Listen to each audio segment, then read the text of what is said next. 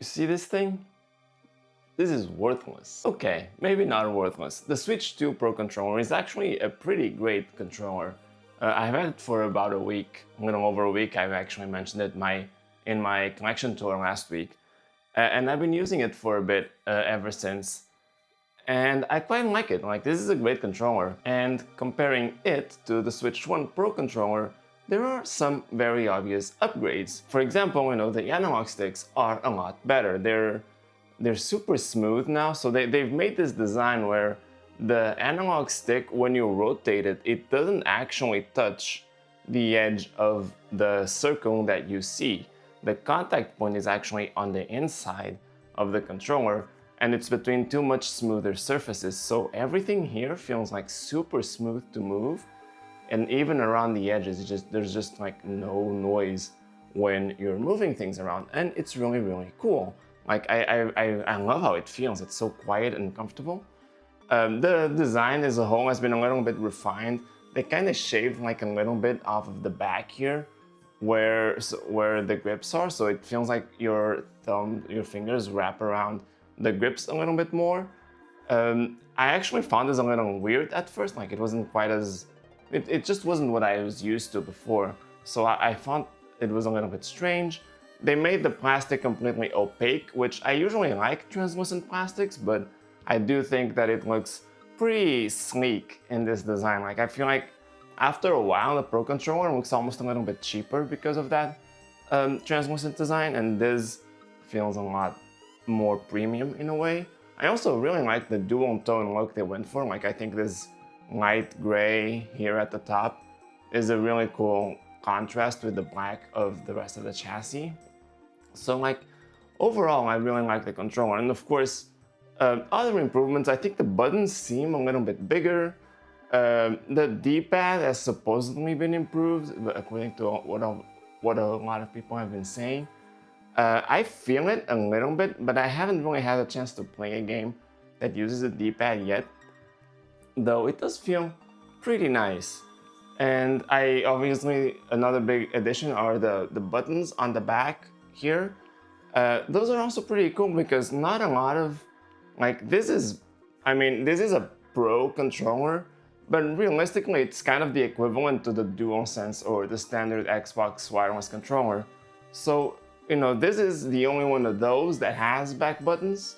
The Xbox and PlayStation, they have their own controllers with back buttons, but those cost $200 or close to it. So this is about half the price, and it does have at least two back buttons, and that's pretty cool too. And it's pretty easy to remap them, so it's pretty useful. In theory, I don't remember the last time that I really had problems with a game having annoying controls to the point where I want to remap something. Definitely hasn't happened while playing Donkey Kong Bonanza, so not something that I've had a lot of experience with. And then there's also the headphone jack at the bottom here. So if you want to play on the TV but you don't want to make a lot of noise, you can plug in a headset here, and the audio will just come out of your headset, and you don't have to wake people up or whatever while still being able to use the big screen. So a lot of cool stuff that makes the Switch 2 Pro Controller better than the Switch 1 Pro Controller. The problem is, with the Switch 1, this was the Joy-Con. And this thing is absolutely tiny, so I can pretty much cover almost all of it, with my hand. And an even bigger problem is that the analog sticks have very, very limited movement. So when you switch to the Pro Controller, the analog sticks move way more, they have a way wider range of movement, they're softer to move, and they don't have this clicky feeling. Like, when you rotate the analog stick on the Joy-Con, at the edges, like, there's a lot of almost clicks as you rotate it. It doesn't feel very nice. The range is very small and it just doesn't feel the best. So the Switch Pro Controller was a very big upgrade.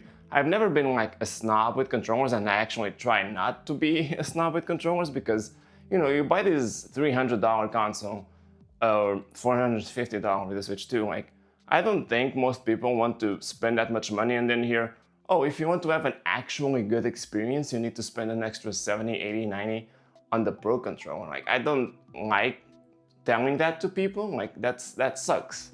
So I, I didn't really want to love the Pro Controller as much as I do, but it is way more comfortable. Well, of course, almost also the design is way better because even if you put the Joy-Con in the Joy-Con grip, they're still pretty small. The analog sticks are the same, so you're always gonna have that issue. And the Pro Controller was just way better. The D-pad was a little lame, but it is way more comfortable. With the Switch 2, however, the Joy-Con are this. And, seeing it in this video, it may not look that much bigger, but it really is. Like, it's not quite as easy for me to cover all of it. And not only is the entire chassis bigger, the analog sticks are bigger, and they have a bigger range of movement. And Nintendo also improved the motion of the analog sticks, so they move more widely and they're way smoother to rotate. They have actually a lot of the same benefits that the Switch 2 Pro Controller has. Like, the Pro Controller is still a little bit better, but that difference is definitely way smaller now than it was with the Switch 1. So there is a much smaller reason, a smaller list of reasons why getting the Pro Controller would be worth it. Like, I am totally fine using the Joy-Con 2 full time. Like, these are good analog sticks, like they feel nice. And the bigger size is way more comfortable. When I put the Joy-Con 2 in the Joy-Con 2 grip here, like this is a pretty good controller already. It's much bigger than the original Joy-Con grip. And it fits my hands pretty darn well. Like, I really like this a lot. And, obviously the Pro Controller is still better, but this is really, really good already. Like, this is a pretty fine standard controller. I actually thought that wasn't going to be the case because of the way that the grip now has to be shaved off of the sides here, so the Joy-Con can go in sideways. But this actually feels really comfortable. Like, I have no complaints using this as it is. Like, this is really good. So when you think about spending an extra $90 on the Pro Controller, that becomes a lot harder to justify now that the Joy-Con themselves are so much better than they were before. But that's not even the biggest issue yet. Now, with the original Joy-Con and Pro Controller on the Switch 1, switching from the Joy-Con to the Pro Controller didn't really have a big downside. Like, you would lose the freedom of having, obviously, like the split controllers, but all the features of the Joy-Con were on the Pro Controller. Motion controls were available. The gyro, all of the things that made the Joy-Con sort of unique were on the Pro Controller, and many times better because the Pro Controller had so much more space for like the motion sensors and everything. It just worked a bit better with the Pro Controller than it did with the Joy-Con themselves. But now, to get the Pro Controller, you have to relinquish one of the biggest features of the Joy-Con 2, which is mouse mode. Now, when you split the Joy-Con in two, obviously you have the mouse sensor here. You can put the Joy-Con down like this and it works like a mouse. And it's not like this is some small feature or anything like that. Like, this is very crucial to a lot of games. Like, Nintendo implementing this is actually kind of huge because so many games benefit from something like this. Like, simulation games, management games, like, 2 Point Campus or 2 Point Museum, which I think is coming out soon sometime. Or Civilization 7, which is one of the titles that has mouse support at launch. Like, this is a very useful feature. And with the Pro Controller, you just don't have it. Before the Switch 2 came out, there was actually a patent that came out where it seemed like the Pro Controller, and there was a rumor that was going around where the Pro Controller itself would be able to split in half so you could still kind of use it like a mouse. And I think that would have been ingenious if Nintendo was able to accomplish that. I mean, just imagine if Nintendo could split this design in half and make it so that when you hold it as a mouse, this would be a more comfortable experience, almost like an ergonomic mouse. Like, that would have been genius if Nintendo actually managed to achieve that. And I'm not surprised that they didn't, because it is very difficult, I can imagine. But that would have been amazing. And if they did, then the Pro Controller would be totally warranted. But now, you're missing out on one of the biggest features of the Switch 2 by using the Pro Controller. And even the other benefits that the Pro Controller brings are kind of mixed now because, obviously you have the back buttons here, and that is one of the biggest things about this Pro Controller. The Pro Controller here is that it has these remappable back buttons. But if you have the Joy-Con, which obviously come with the console, you can also buy the Joy-Con 2 charging grip, which is not the one that comes with the console, that's just a standard grip. But the charging grip that's sold separately for like $35 also has the back buttons that the Pro Controller has. So you can just add those to the Joy-Con by buying the charging grip, and you retain all the benefits of having, the Joy-Con with the mouse mode and everything. Like, you don't need to spend $90 on a controller that's going to be missing one of the biggest features of the Switch 2. The only thing that you'd be missing with the charging grip is the audio jack, so that is still a benefit of the Pro Controller, and obviously if you really think you need that, this is probably worth it. But it's one of those things where like, it really is for a specific type of person. With the original Switch, it felt like people would recommend the Pro Controller to anyone who wanted the best experience on the Switch. But now that with the Switch 2, it feels more like the Pro Controller is better if you have more specific needs. If you need, just a more comfortable grip. If you, for some reason, you don't like how the grip feels on the Switch to the Joy-Con grip, the Pro Controller is more comfortable. The analog sticks have wider range of movement, but that benefit is smaller now compared to what it was on the Switch 1. There's benefits there. Obviously, you have the back buttons, but you can also get the back buttons with the charging grip for the Joy-Con. So like, all of these benefits of the Pro Controller are either gone or just heavily diminished by the Joy-Con to themselves being better. So it's a lot harder to justify buying the Pro Controller for the Switch 2. But that's not to say that I don't like this thing at all. Like, I do love it, and the more I've used it over the past week or so, it's really grown on me even more. It's very, very comfortable to hold.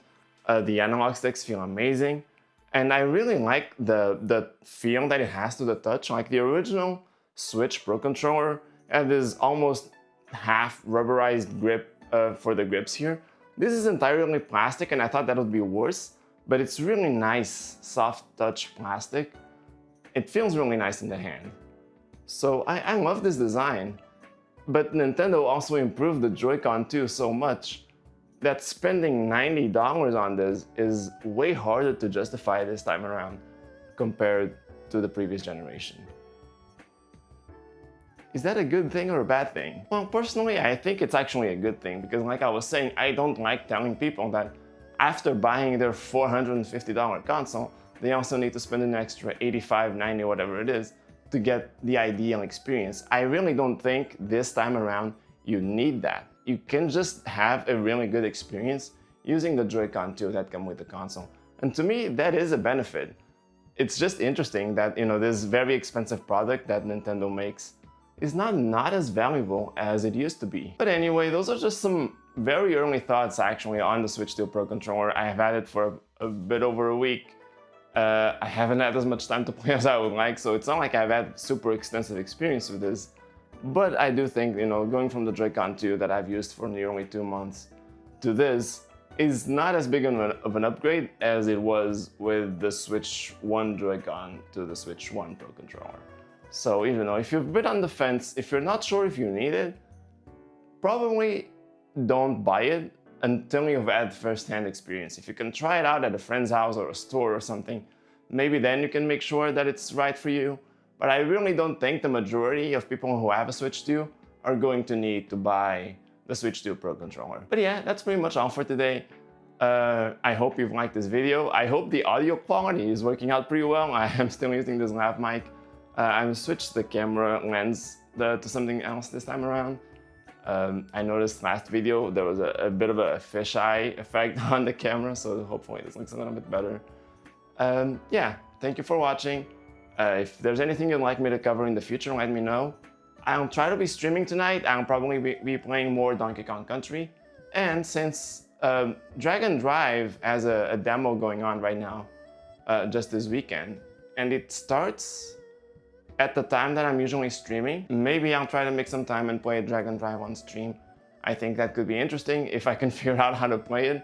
I'm very curious to see if I can get a hang on the controls there. But yeah, that's all for today. Thank you for watching, and I'll see you next time. Bye.